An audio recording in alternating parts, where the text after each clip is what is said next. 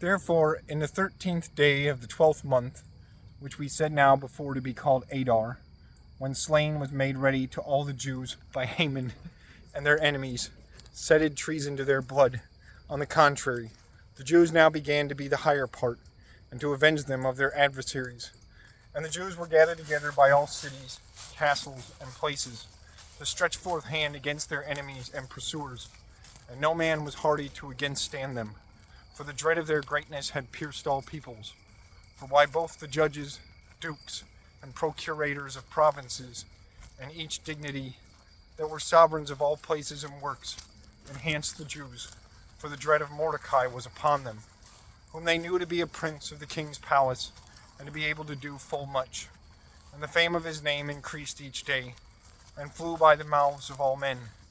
Therefore the Jews smote their enemies with great vengeance, and killed them, and yielded to their enemies that they had made ready to do to them, insomuch that also in the city of Susa the Jews killed 500 men, without the 10 sons of Haman of the kindred of Agag, the enemy of Jews, of the which sons these be the names: Parshandatha, Dalphon, and Aspatha, and Poratha, and Adaliah, and Aradatha, and Parmashta, and Arasai, and Aradai, and Vajezatha.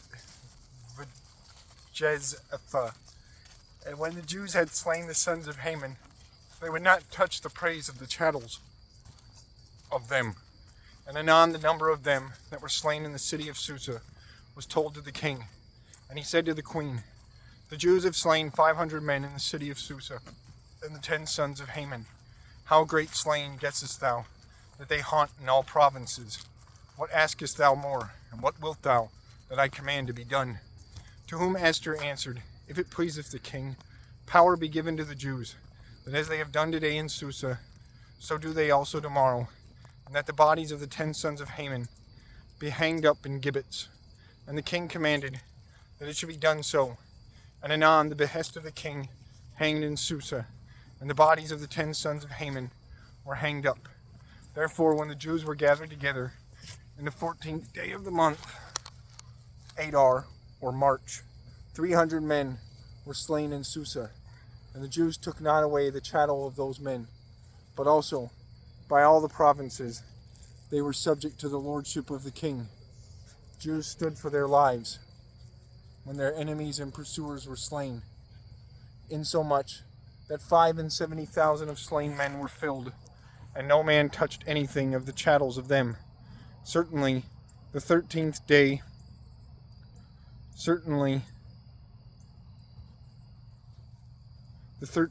of the month of Adar, or March, was the day of slaying with all them. And in the 14th day they ceased to slay. And that day they ordained to be solemn, so that therein each time afterward they should give attention to meats, yea, to joy and to feast. And those Jews that used or haunted the slain in the city of Susa lived in slain in the 13th and 14th days of the same month. But in the 15th day they ceased to slay, and therefore they ordained the same day to be solemn of feast and of gladness.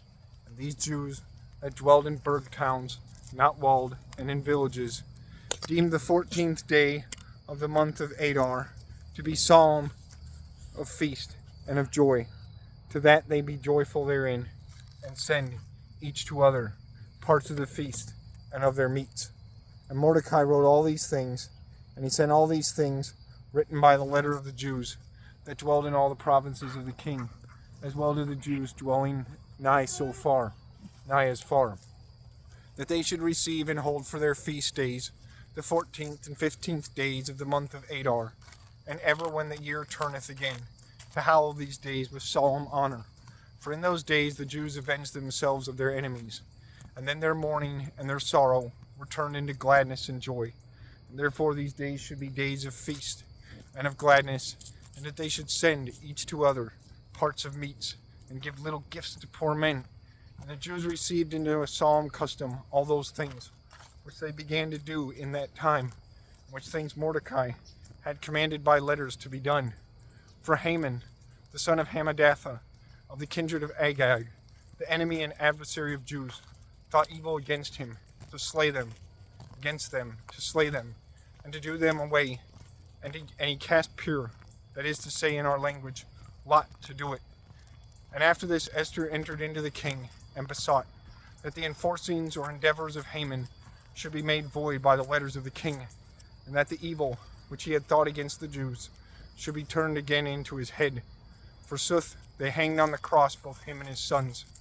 And from that time these days were called Purim, that is, of lots, for Pur, that is, Lot was sent or cast into a vessel. And the Jews received upon themselves and upon their seed, and upon all men that would be coupled to their religion, all things that were done, and be contained in the volume of the epistle, that is, of this book, and which things they suffered, and which things were changed afterward, so that it be not leaveful to any man to pass these 2 days without solemnity, which days the Scripture witnesseth, and certain times ask, while the years come continually one after another. These be the days which never any forgetting shall do away, but by all generations, all the provinces that be in all the world shall hallow them. Neither there is any city in which the days of Purim, that is, of lots, shall not be kept of Jews, and of the generation of them which is bound to these ceremonies. And Esther the queen, the daughter of Abihail, and Mordecai the Jew, wrote also the second epistle, that this solemn day should be hallowed afterward with all busyness. And they sent their letter to those Jews that dwelled in 127 provinces of King Ahasuerus, that they should have peace and receive the truth, and that they should keep the days of lots and hallow them with joy in their time, as Mordecai and Esther had ordained. And they received the rules for the fastings and solemn cries and the days of lots to be kept of themselves and of their seed. And they received all things that be contained in the story of this book that is called Esther.